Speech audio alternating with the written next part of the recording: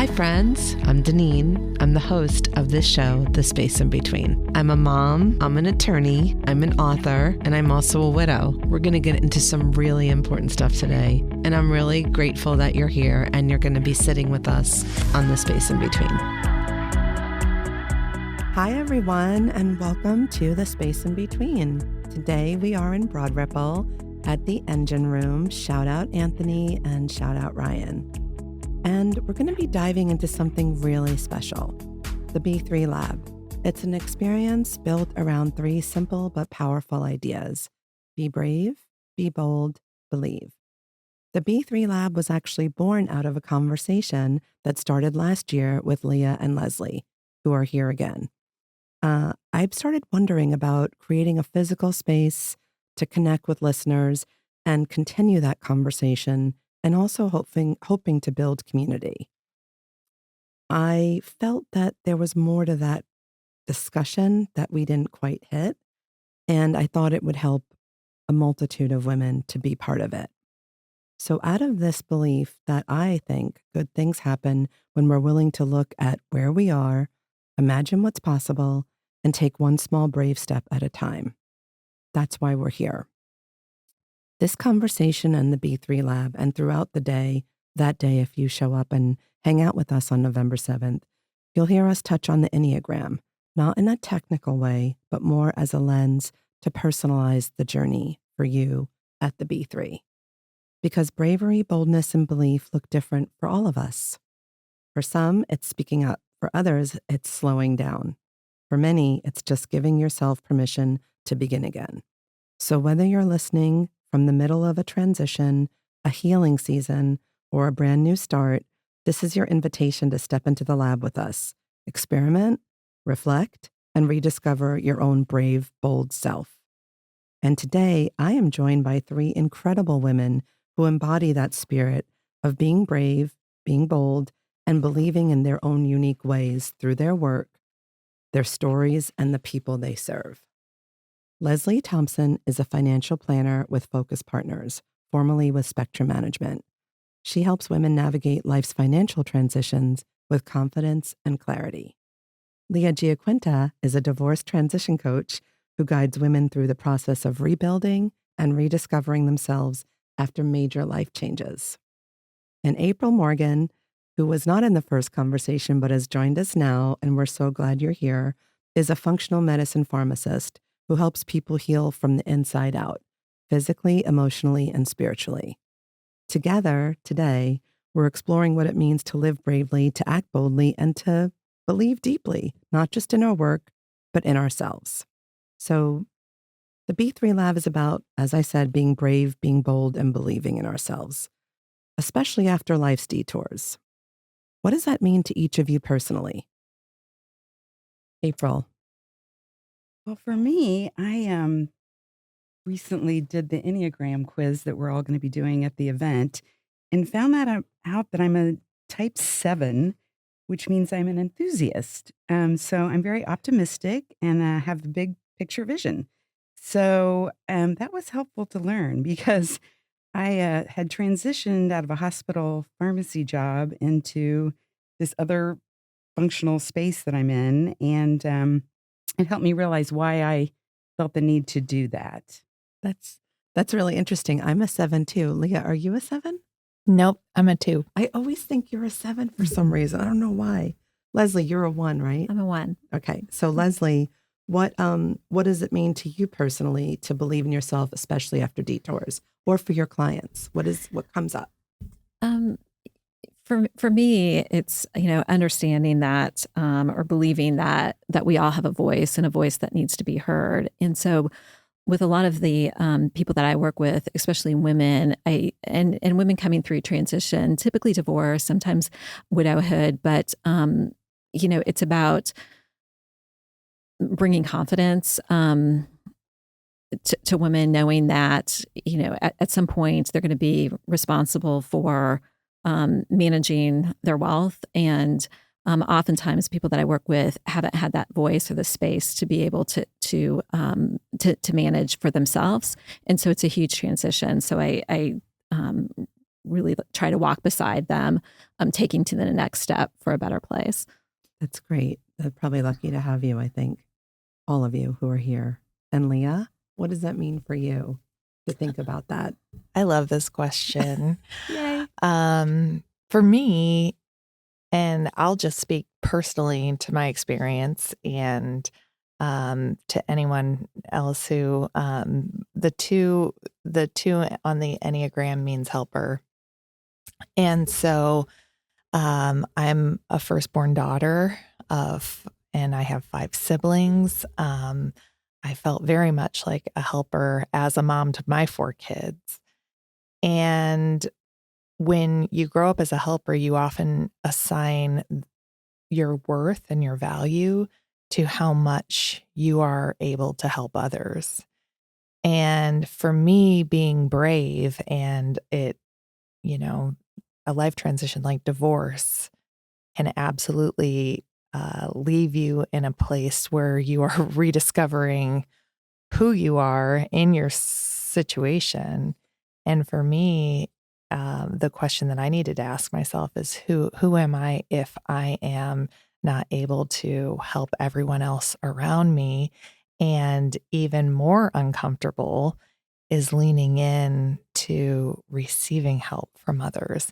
And that requires you to be very vulnerable and to lean into the discomfort that is often disguised as pride, and to determine that you're worthy of receiving that. So for me, being brave and being bold is recognizing that I don't have to be helping everyone around me. You can understand that can even lead into other conversations about codependence. But what am I doing to lean into accepting resources, help, love, affection, worthiness that leads to the best version of myself. Absolutely. And I think that leads us into our next question. Each of you guides people through transformation, financially, physically, emotionally. Why do you think courage is such a key part of this change or these changes? I think that is sort of what Leah was about to start hitting on. What do you think in your own practice, April? How does courage play into that? Well, in the healthcare world, it's very patriarchal. Women need to really understand themselves, their bodies, and what's going on with them, or they're going to get the same answer that's given to everybody, and it's not personalized, I guess. So you need to be courageous and really realize that, and speak up for yourself and Be your own educate advocate. yourself. Yeah. Yeah. Thank you. Leslie, what do you think about someone going through a financial transition? I agree with what April had to say. I mean, in the wealth management space, it too is very patriarchal, always has been and continues to be today. And so, similar to your health, you need to, feel free and to answer questions. And if you don't get the answer that you want, realize that it's probably not you. It's probably the person on the receiving end. With their own agenda, keep asking. Okay. Keep asking and keep knocking on the door, right? For sure. If you don't get the answer that you need, keep digging. Keep digging. It's there. It's there. You just have to connect with the right person and realize that it's not you. Might not be convenient. Yeah. And what do you think, Leah? You were sort of hitting on it already, but do you echo that? And I was thinking about this earlier this morning. Often when I think about courage and what it means to be brave, I think about, and you mentioned this earlier, that looks different for everybody. And I think one thing that we can all resonate with is how it feels when you get quiet, to sense resistance, that inner resistance. And, what am I resisting when I am in a place where there's not clarity, or that I'm stressed, or, life hands you a situation that's stressful, is determining what that resistance is. And oftentimes the way to really explore what that resistance is when you get really, really quiet. And often that resistance is the way, and finding the tools as far as leaning into that resistance is what takes courage. And so depending on what your situation and who you are, what does that resistance look for you? You mentioned, maybe in a stressful state of life, your go-to pattern is a flight response. And so maybe the resistance is staying still. For me, I'm a freezer. When I get stressed, I'm like PETA in the Hunger Games, stuck in the mud. Like, I'm not moving. And I am grateful that I have people around me that can come in and get me and pull me out of the fire. But for me, being courageous means taking that first step forward when I want to stay still. So that's part of the B3, in that we hope to personalize this for women slightly, right, with the Enneagram, so they might learn, why do I freeze, or why do I flight? Mm-hmm. So yeah, that's an interesting thing. I think you've already answered this, but I want to ask April and Leslie, when you think of bravery in your own story, I think I have an idea what you both might say, but I want to ask April, what do you think of? Well, we're really going through a transition in the healthcare space right now. Things have changed a lot. We've got a lot more advanced testing, and it's not really being offered up to everyone. So it took a lot of bravery to delve into that, see what was available, and kind of figure out how I could help people as a pharmacist. So I can't be your physician, but at the same time, there's so many mixed messages on social media about supplements and autism and everything. Yeah. With the Tylenol, I mean, everything. Especially now. Yeah, I needed to be brave and learn this whole other aspect of medicine. And be comfortable, And be like, comfortable, sharing it, yes, right? because, yes. Yeah, that's what I'm thinking, like, for you to approach it that way. I don't want to finish Yeah, your no, sentence, no. but that's what I'm thinking. Yeah, yeah. What do you think, Leslie? What comes to mind for you? So for me, I've been in the wealth management industry for 30 years, and I've built a over $1 billion registered investment advisor that I recently sold this year. But my trajectory within, and I've always publicly stated, I don't think that the wealth management industry has always been kind to women.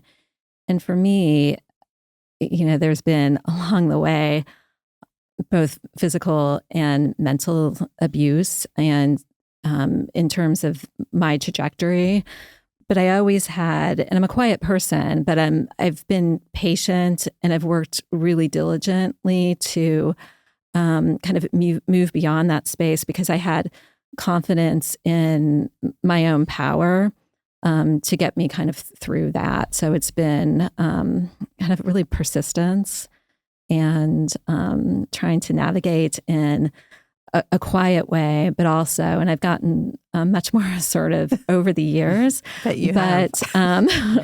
haven't we all probably in this room? And I mean, that's just kind of like part of the growth. But it's a process, and so. Well, I know that your clients are definitely benefiting from that, the same way April's and Leah's are. So my next question is, how do you help your clients? You're all in 3 different spaces.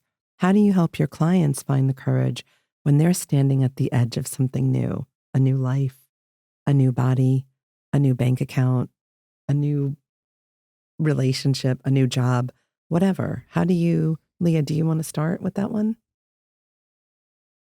I think when it comes to helping clients with the work that I do, it's helping them find their own inner compass. So many of my clients already know the way, Wow. but so many things get in the way. The distractions of, head trash, limiting beliefs. Sometimes, like Leslie said, external messaging that is continued to be presented, gets into the ears of my clients to so many times that they start to believe that that's true.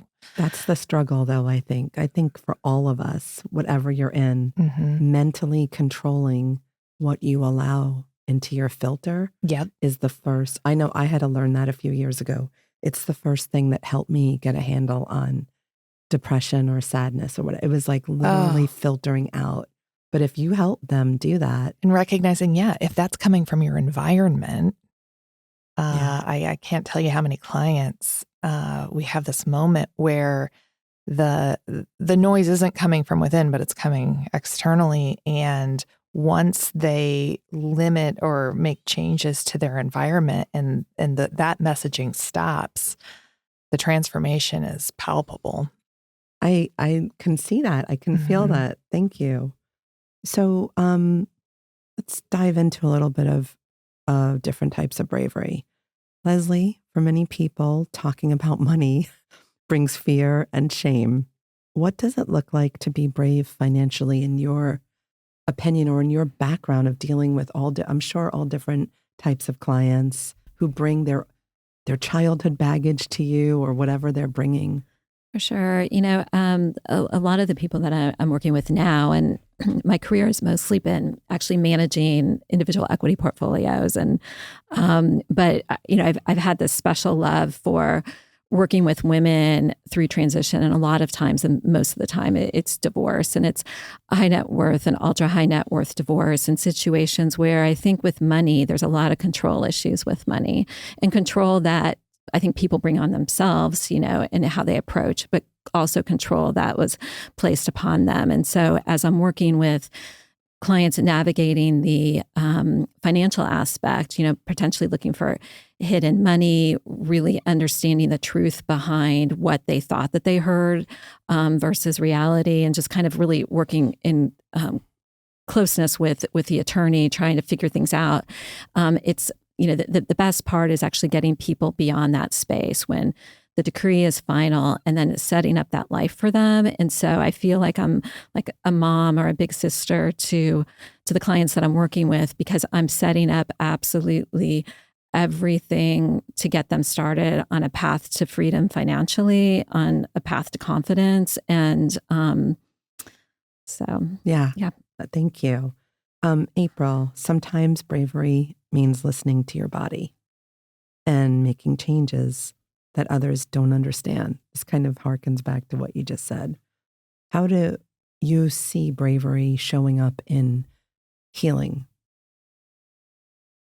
Well, I think you need to find practitioners that you trust. You need to be brave enough to go with your gut instinct and find the people that actually care about people. And then you need to lean on their expertise. So, what I do is I want to empower people to take ownership of their health, but I need to lead them through that.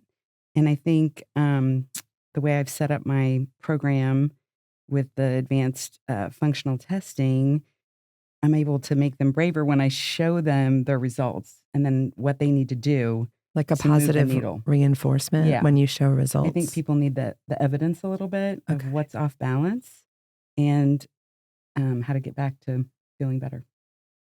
Thank you. Leah, bravery during divorce or major transition often means letting go. I know this is a big theme to me too.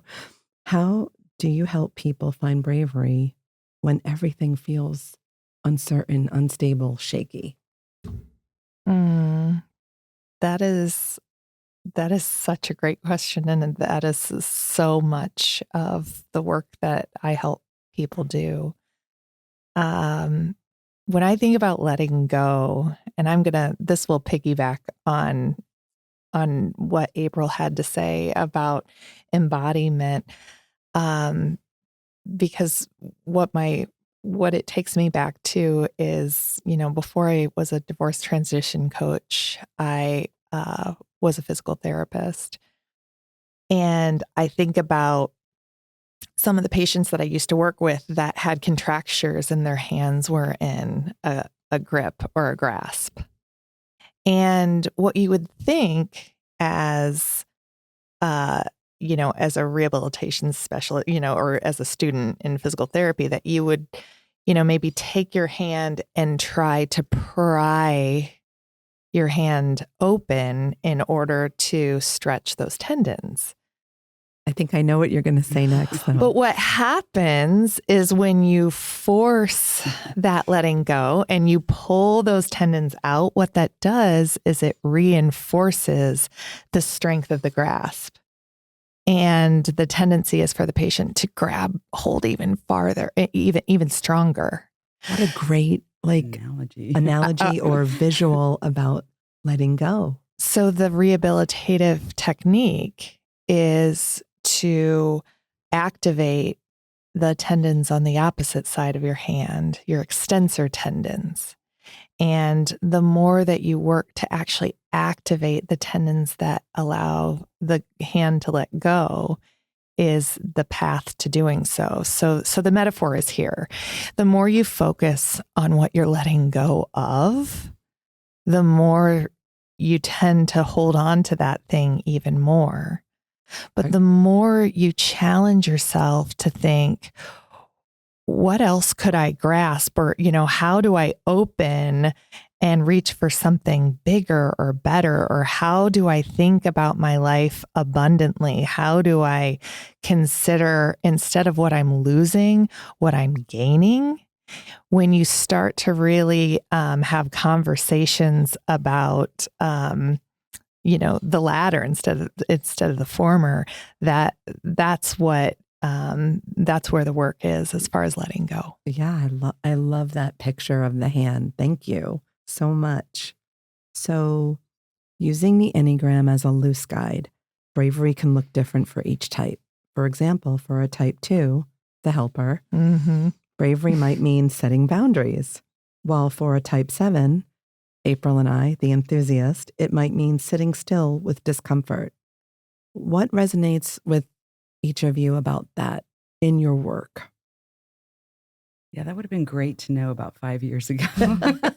And I really... But you know it now. I know it now. And I beat myself up because 7s really have a hard time focusing because we want to experience everything.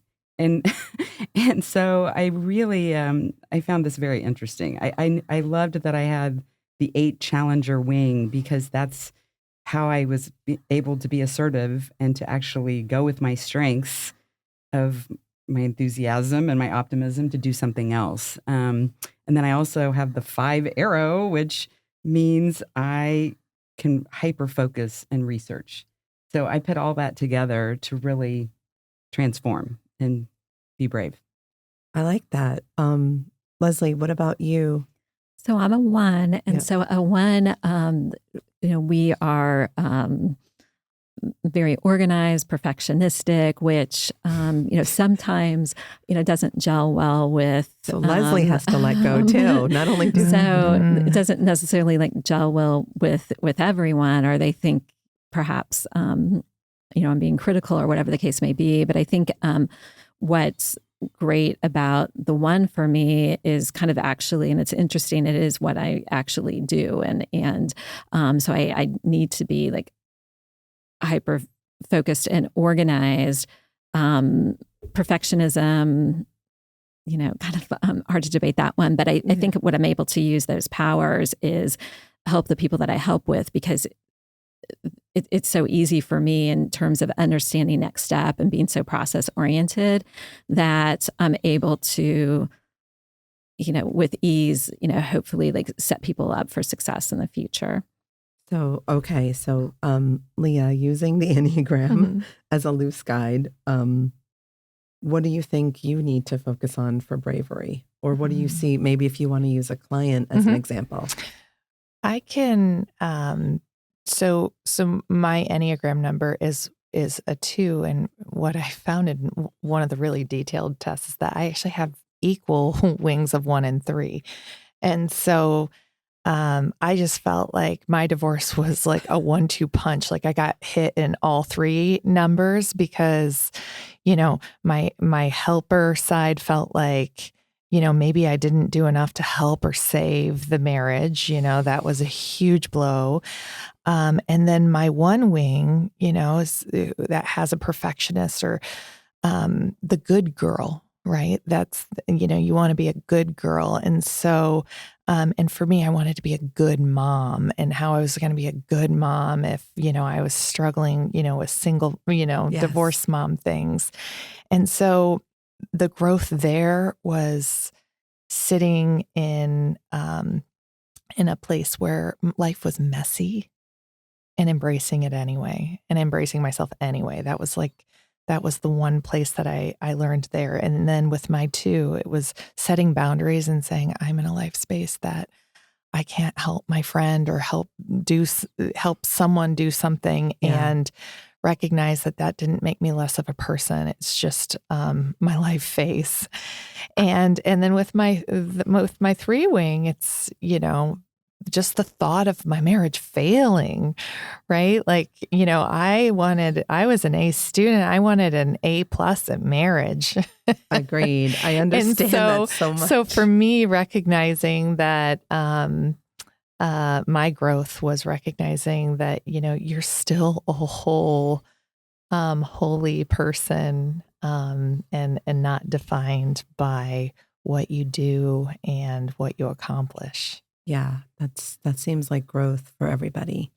Do any of you see patterns in your clients that mirror certain Enneagram energies now that we've dug a little bit deeper into it, like avoidance, control, overgiving? And how do you gently help them face those patterns in how you're treating them? April, you've got patients. Leslie and Leah have clients. Yeah, I actually just used ChatGPT to explore that a little bit. And it actually gave me tools for each type and how they would manage their healthcare. So the giver may need to realize that giving to themselves is giving to others. You've got to take care of yourself first. The real type, what do I say? The type 1s, I think, or 2s, I can't remember, are very...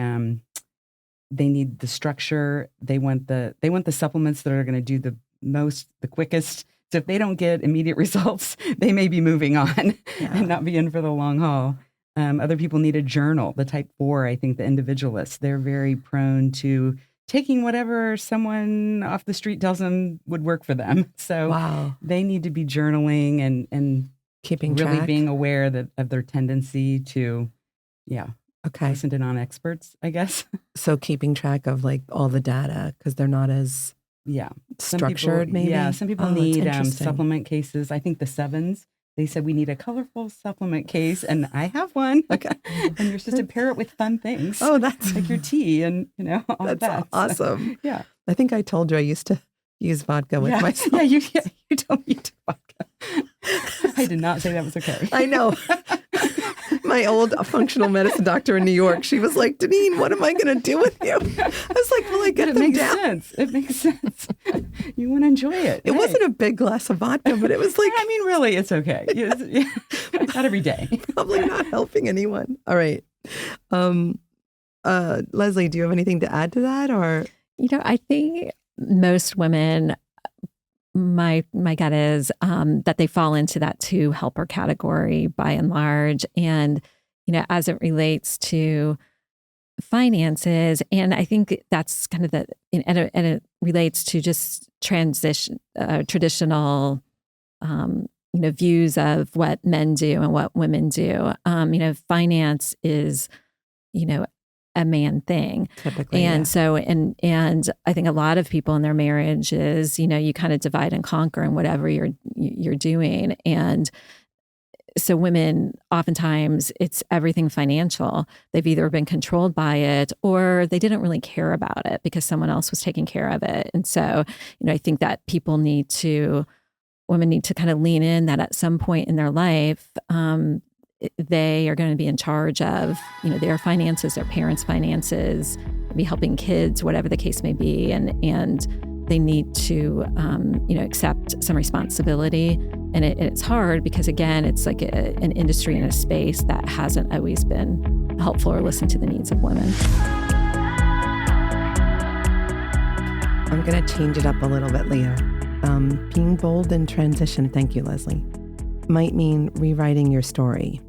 How do you help someone move from this happened to me to I'm writing what comes next?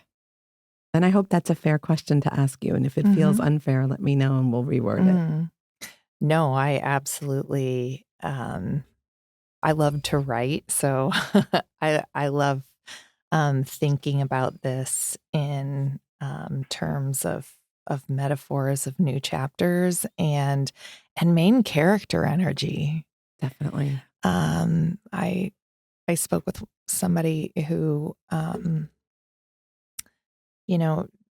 reframed her experience of experiencing a stroke and was very careful to identify the difference between naming yourself a victim of something and a survivor. She said victims die. Yeah. Survivors are still, you are still here. Yeah. And so broadening your lens, and your perspective. My favorite poet is Mary Oliver, and, her line, "Tell me, what is it you will do with this one wild and precious life?" You are still here, and how do you want the other one of my favorite stories too in thinking about next chapter is my grandfather passed away several years ago, and he was a state representative here in Indiana, but he didn't run for office until his 70s. Did you tell me that? And that's amazing, by the way. And he was a World War II veteran, and he and he was a realtor, and he was all these things, but that was one of his biggest accolades in his life. And really, what he was remembered by was, all the things that he served his community as a state representative. But to think that he didn't even start, until the end of his life. I love that, though. And there are so many stories like that. Like and Frank Lloyd Wright. Didn't you guys hear? Yeah. Like he didn't design until the late 70s, early 80s. Right. I didn't know that. Right. And so why not us? And maybe this isn't the way your story ends. It's just your plot twist. Yeah. Bring the main character energy, even when you're in your 70s and 80s. I love that. April, thank you, Leah. Boldness and wellness can mean saying no to quick fixes. I think I know where you're going to go with this, but I'm going to ask. And yes to deeper healing. How do you guide clients towards sustainable, empowered choices? Well, I'm going to empower them 364 days, 23 hours and 45 minutes, because you see your primary care doctor about 15 minutes a year. So wow, you really need to, give people empower them, because 90% of your health is what you're doing every day. And it's the habits you have. So, everybody needs to start from a different space. If you're already having symptoms, you already have disease, we're going to start one place. If you are healthy as a horse, you can still delve in. Yeah. If you've got a bad habit, you need to dump that, and get a new one. But I just think I help people prioritize, I guess I would say, above all else, and give them a plan. I like that. Yeah, that's great. Leslie, being bold with money can mean asking, and I think you've touched on this, but I want to ask, can mean asking for what you're worth, or making big investment decisions. What helps women step into that boldness in your experience? Sure. I think, everyone, regardless of gender or whatever, but everyone kind of, I think every year needs to kind of level set and figure out what's real and what's not real. And so oftentimes, in really looking at how people spend and what they're spending on, is really critically important. I think it tells a lot about people. And even with the helper Enneagram, I have clients that, because they are helpers, they're spending more than they should. And so, you have to, because with many of my clients, their likelihood of actually like re-entering the workforce that they've never really participated in, beyond mid-20s, is probably not something that they want to do. Sometimes you have to do it.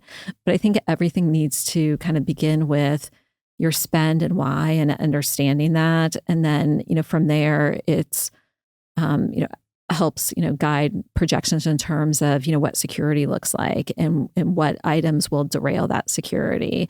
And it's not, similar to, in a way, your health. It's really a constant check-in, because again, the spending could tell more about yourself and what's going on. And that's kind of really the biggest derailment for all people.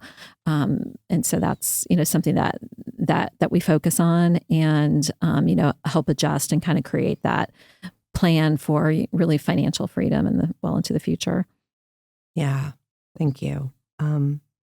So when you think about Enneagram energy here, say a type 3, the achiever, might have to slow down and be vulnerable to truly grow, while an 8, the challenger, might need to soften and trust. What does boldness mean in those contrasts? Can you share a time when being bold completely changed your path, or when it scared you? And I'll just let each of you decide which. Yeah, I was trying to focus and stick with my path. And I think 7s have a hard time with that. And so when I realized I didn't have to do that, I didn't need to stick to the same thing I was doing my whole life, I had to lean on that challenger. I had to challenge that thought that I needed to hyper-focus. I was Great. not allowing me to do other things. Did you feel fear around that? Oh, yeah. That you Because challenged I had made myself focus so much in school, in the hospital. Yeah. Yeah. Thank you. So Leslie and Leah, when you think about that question, is there a time when you were being bold completely changed your path? And was there fear around it when you did it, even if it scared you? Or it could be something personal you may want to relate that isn't career driven, or you may just not have anything that comes to mind because you're such badasses. I don't know. I know that for me, after I moved here, which I didn't approach with, I don't think, enough fear.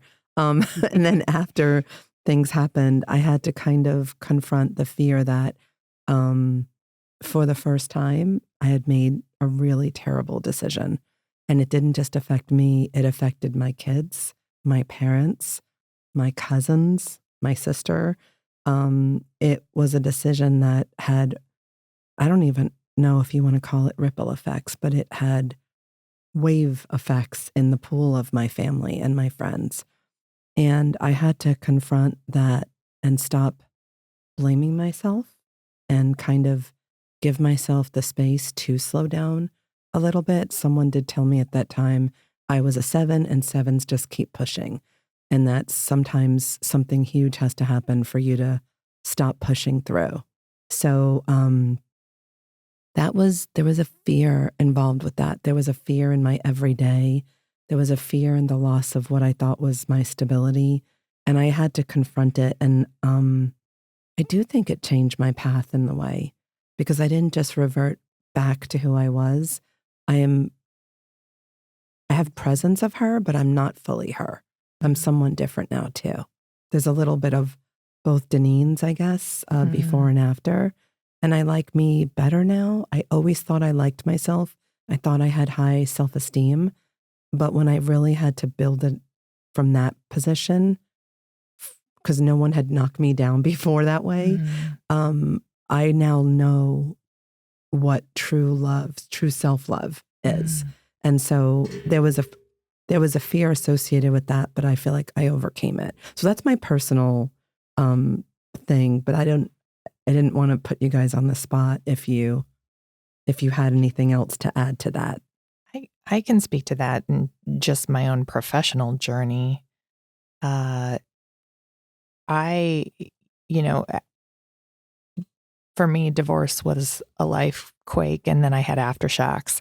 And one of those aftershocks was figuring out how I was going to re-enter the workforce after being at home with my kids for over 10 years. And I just couldn't figure out, like I said, my previous job, I worked in outpatient orthopedic physical therapy as a physical therapist, and I couldn't figure out how all of the pieces fit back together. It didn't make sense to me. I couldn't fathom how I was going to continue to be the hands-on mom that I wanted to be and have my hands on patients in the clinic.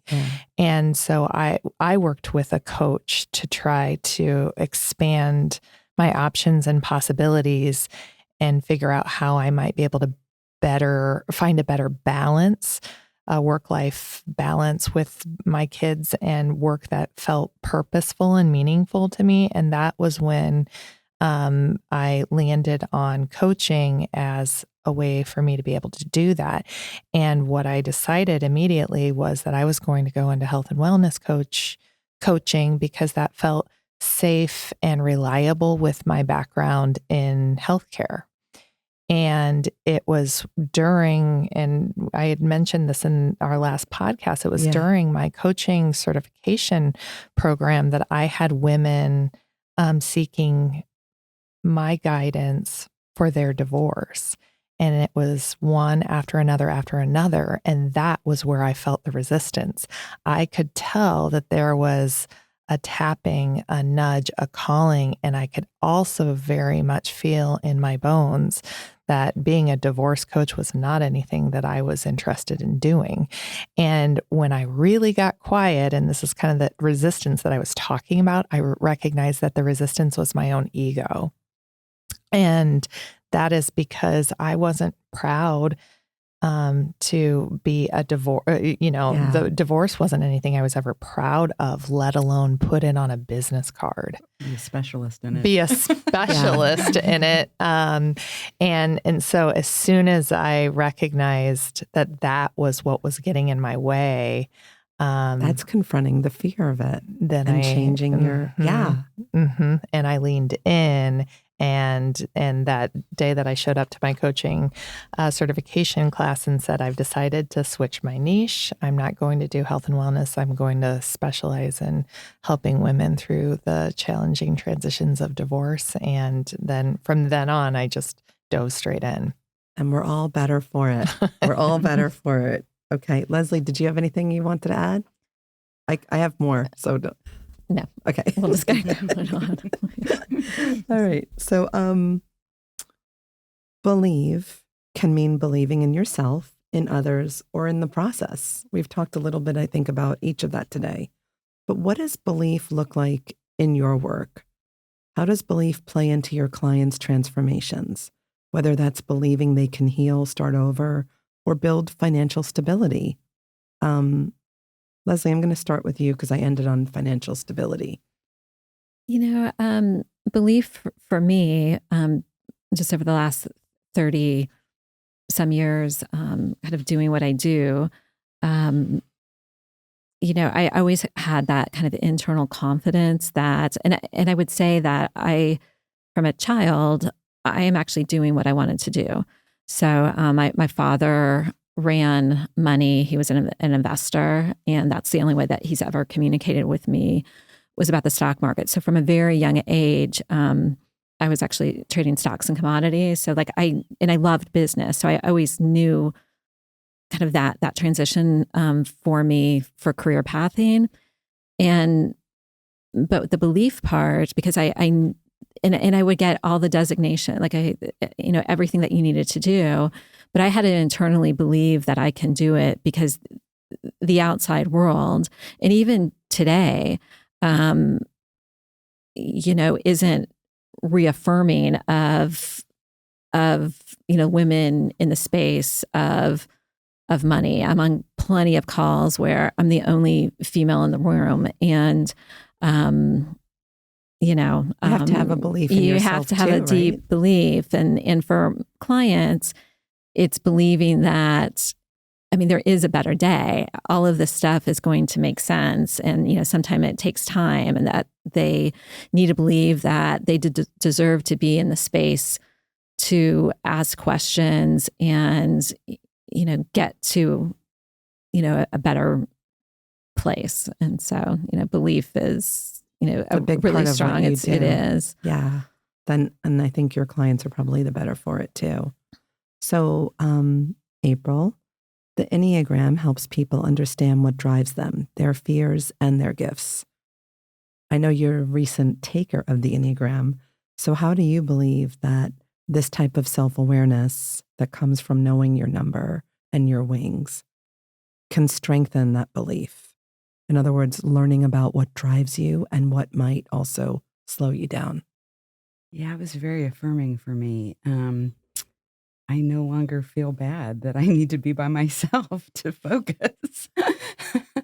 And especially when you go through menopause and you lose that estrogen, that actually makes you less social. And I thought, what is wrong with me? Because I was so outgoing and so social. So I think, you know, you've got to believe in the process. It's not going to be easy, but if you know your Enneagram and you know your personality and your tendencies, you can kind of mentally just note that and don't get stuck in the spiral of beating yourself up about it. Yeah, thank you. Leah, if someone is feeling stuck right now, what's one small belief they can start with today that you believe? One of the exercises that I help my clients with, because, you know, oftentimes they feel stuck because they're in a situation that they have never been in before. And the exercise is that often the way through doesn't have anything to do with the situation. It just has everything to do with, as you said, you know, your ability to navigate through. And so one of the exercises I do with my clients is say, okay, all right, so you don't know how to work through this problem. What's the last problem that you successfully navigated through? Oh, I like that. So typically, yeah, and typically somebody can figure something out. What a great way to help someone. Mm-hmm. And that way they're drawing on their own personal experiences. It doesn't matter how much I could tell them that you're going to be. I mean, now, granted, I am a cheerleader at heart, and so I love cheering people on. But I also literally, physically, literally, spiritually. But I also recognize the difference between external and internal support, and it's the internal support that really, you know, is what's important and gives the client with the most longevity. I like that. I like that you remind them. It's different than when you see something like on Instagram or TikTok, where it's like, you've survived every bad thing before. It's like, yeah, you know that. But when you phrase it like that, it feels very relatable. Yeah. I don't know about the rest of you. Well, and then the second question is, okay, and when you figured that thing out, what was the thought in your head? Yeah. I can You do know, it. what's the thought? I can do this. There was have to do something that, this. something that kept you going. Yeah. And so whatever's keeping you stuck, you know, what thought is that? And how can you replace that with that former version of confident and capable and competent you? That's awesome. So I keep thinking back to the last time Leslie, Leah, and I were in a room like this talking. We ended that conversation on a simple but powerful truth. And it came about quite naturally and I think organically. But the theme of that conversation was don't play small. I think you said it and Leslie said it in different ways. And that sort of grew. So it's a thought that has been sort of growing, as I just said, in my mind ever since. Because being brave, being bold, and believing in yourself isn't about being fearless. It's about choosing not to shrink, even when it would be easier to get yourself small. So as we come to the sort of end of this show today, I want to ask each of you, I'm going to start with you, April. What's one belief you've had to let go of in order to grow?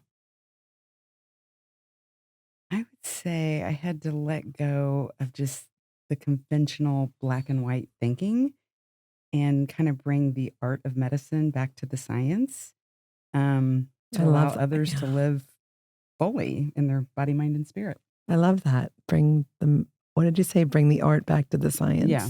I love- Medicine is an art and a science, but I think we've forgotten that a little bit. It's just Mhm. very convenient for the big players to make it very black and white. Yeah. Mhm. So you're finding the nuance. Yeah. I love- Very nuanced. Yes. It's a great word. Yes. I that's love exactly that. what I'm doing. What about you, Leslie? Do you want me to repeat? Yeah, go All ahead. right. So what's one belief you've had to let go of in order to grow in your business or your personal? I think it's really that perfectionistic tendency, because it can drive people away, and can be pretty intense, and I'm a problem solver and I get things done, and sometimes you have to take a step back, and that's kind of really, I think, the position that I'm in now, is that I feel free to kind of take that step back and help mentor and help be maybe less intense, and by doing so you attract more people to you, and I like that. yeah. I like that. Leah? Yeah. For me, don't play small. It makes me think about the phrase, speak even if your voice shakes. And when people come to me and they're out of practice, Speaking? yeah, or speaking, or just taking up space in the room, those are muscles that are deconditioned, and in a way, once you start using those muscles, they are shaky. Yeah. And I what comes to mind for me is that, yeah, even if your voice shakes, get a megaphone or find someone who can speak. Or stand next to you. Stand next to you and surround yourself with resources and advocates and all of, the external supports that you need until your bigness is supported by your own internal strength. And sometimes that's harder than it sounds to find that support, Mm-hmm. but just I would want to say, keep trying. Don't give up. That's part of, I think, giving up is sometimes the easier way that we've sort of been conditioned. So when you're faced with something really strong or feels stronger or looks stronger than you, don't give up, even if you're shaking. So maybe you do need to look up something on, the internet and find an advocate for yourself So I just want to be clear that sometimes it's not that easy to bring that to you, that help that you need, but don't give up. Keep looking for it. And what do you think? I'll stay with you, Leah. What's one small action you would challenge listeners to take this week, just this week as they're listening to this, besides coming to the B3 on November 7th? What is one small action they can take that would feel brave or bold, even if it is quiet? Because you talked about using a shaky voice. Yeah. I would say to stay open and curious to what's possible. Love that.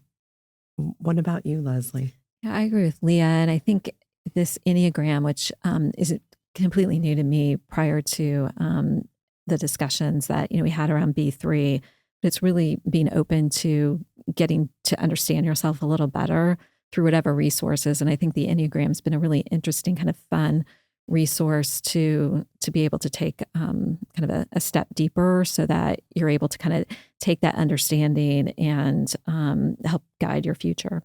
Love it. What about you, April? I would say, like Mr. Rogers said, look for the helpers. There are a lot of people out there that can help you with your health. You just need to form your team and advocate for yourself and find those people. There's a lot of expertise you can tap into. There's a lot going on in medicine. If your instinct is telling you, okay, I'm supposed to take this pill and I'm not getting better, well, you do need to dig. Yeah. So I think in sort of concluding the show, one of the things that we ended on last time and that we ended today is don't play small. And I want those of you listening right now to really understand that that's what the B3 Lab is about. We want to help you show up fully, be brave, be bold, and believe in yourself, even if it feels uncertain. There are so many transitions as women that we go through, and we want to help give you tools to navigate that. I also want to give a quick shout out to a couple of special collaborators of the B3 Lab who could not join us today for this recording. First of all, Lindsay at Copper Z Creative Wellness. We are so excited to welcome her to our lab. She will be bringing a creative and restorative element to the day with a beautiful sound bath. And I'm really looking forward to that part of the day. And our keynote speaker, Rachel Pritz, whose insight and wisdom around leadership and resilience will guide the conversation in such a meaningful way. Thank you, ladies, Rachel and Lindsay, for being part of this with us. So to you, dear listener, dear friend, wherever you are in your own journey, don't play small. Take one brave step this week, even if it's a small one. That's where you can play small, I guess. Taking that first step. Let go of a belief that's holding you back. And remember, the world needs your full, authentic, courageous self. So be brave, be bold, and believe. And we'll see you at the B3 Lab, November 7th, 550 East 96th Street in Indianapolis. Looking forward to it. Thanks, guys, for meeting me on the space in between.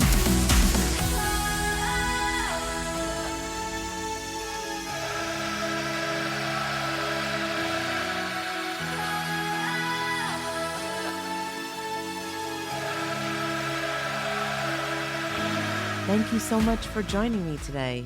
Remember that even in your worst days, there is always something beautiful. You just need to look for it. Until next time.